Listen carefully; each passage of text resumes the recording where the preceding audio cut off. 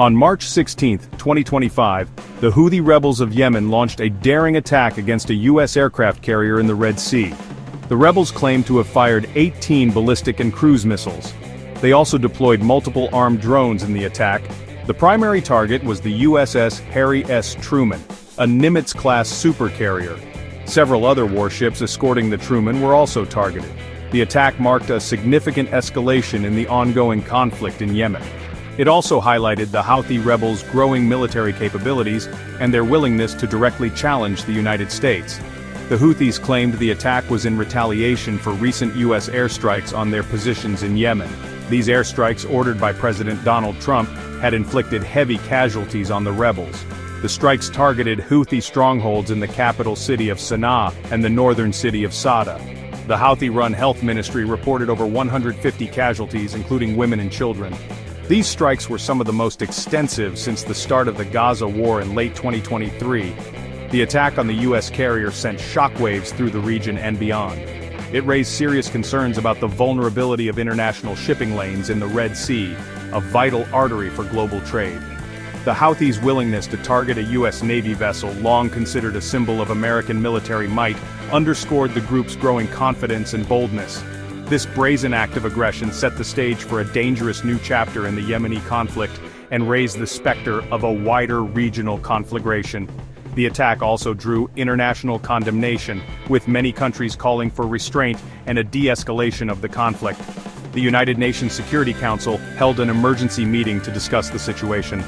However, with the US and its allies on one side, and Iran and its proxies on the other, finding a peaceful resolution to the Yemeni conflict seemed as elusive as ever. The specter of a protracted and bloody conflict loomed large, threatening to further destabilize the region and exacerbate the already dire humanitarian crisis in Yemen. Following the Houthi attack, President Trump vowed a swift and decisive response. He condemned the attack as an act of war and promised to use overwhelming lethal force to protect American interests. Trump authorized additional airstrikes against Houthi targets in Yemen. These strikes targeted key military infrastructure, including weapons depots and command centers. The U.S. also deployed additional warships to the region, bolstering its naval presence in the Red Sea and the Gulf of Aden. The Trump administration also pointed the finger at Iran, accusing Tehran of providing material support to the Houthis. Secretary of State Marco Rubio accused Iran of being directly responsible for the attack on the U.S. carrier. He claimed that the Houthis would not have been able to carry out such a sophisticated attack without Iranian backing. Rubio vowed to hold Iran accountable for its actions, hinting at the possibility of further U.S. military action against Iranian targets. The Houthis, however, denied any direct involvement by Iran in the attack. They insisted that the attack was solely in retaliation for U.S. aggression in Yemen. They warned of further attacks on U.S. and allied shipping in the region if the U.S. continued its airstrikes. The group also sought to portray its actions as part of a broader struggle against Western imperialism and Israeli aggression. The Houthis claimed solidarity with the Palestinians, who were engaged in their own conflict with Israel. The group argued that its attacks on international shipping were justified because they disrupted the flow of goods to Israel and its allies.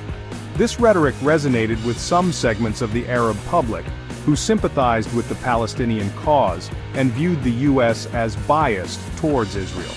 The Houthis' attempts to link their struggle to the Palestinian issue added another layer of complexity to an already volatile situation. Iran vehemently denied any involvement in the Houthi attack on the U.S. carrier. Iranian officials dismissed the U.S. accusations as baseless propaganda aimed at demonizing Iran and justifying further U.S. military intervention in the region.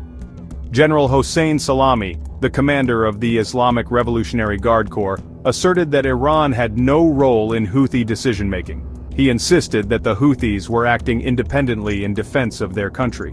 Despite Iranian denials, the U.S. remained unconvinced.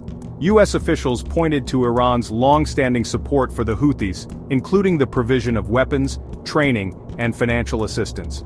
They argued that Iran was using the Houthis as a proxy force to expand its influence in Yemen and counter the U.S. and its allies in the region. The U.S. also accused Iran of using the Houthis to threaten international shipping in the Red Sea, a vital trade route for oil and other goods. The escalating tensions between the US and Iran over Yemen highlighted the broader geopolitical rivalry playing out in the Middle East.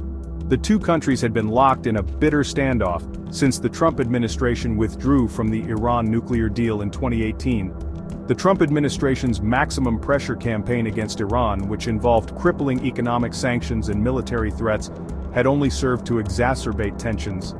The Houthi attack on the US carrier threatened to further inflame the situation, pushing the US and Iran closer to the brink of a direct military confrontation. The risk of miscalculation and escalation was high, with potentially disastrous consequences for the region and beyond. The international community watched with growing concern as the two rivals edged closer to the precipice. The Houthi attack on the US carrier had far-reaching implications for international security.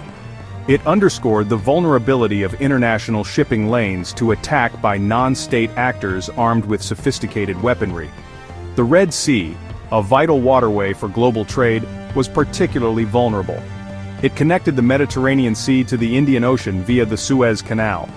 The attack also raised concerns about the proliferation of ballistic missiles and other advanced weapons systems in the Middle East. The Houthis' ability to strike a target as far away as the Red Sea with a barrage of missiles demonstrated the growing reach and lethality of non-state actors. This development posed a significant threat to regional stability and could embolden other armed groups to adopt similar tactics. The attack also threatened to further destabilize the already volatile Middle East. The conflict in Yemen had already created one of the world's worst humanitarian crises. Millions of people were at risk of starvation and disease. The escalating violence threatened to exacerbate this crisis and further complicate efforts to find a political solution to the conflict. The international community faced a daunting challenge in addressing the multifaceted crisis in Yemen. Finding a peaceful resolution to the conflict, containing the humanitarian crisis, and preventing the proliferation of advanced weapons were all interconnected challenges that required a coordinated and sustained international effort. Failure to address these challenges could have dire consequences for the region and beyond.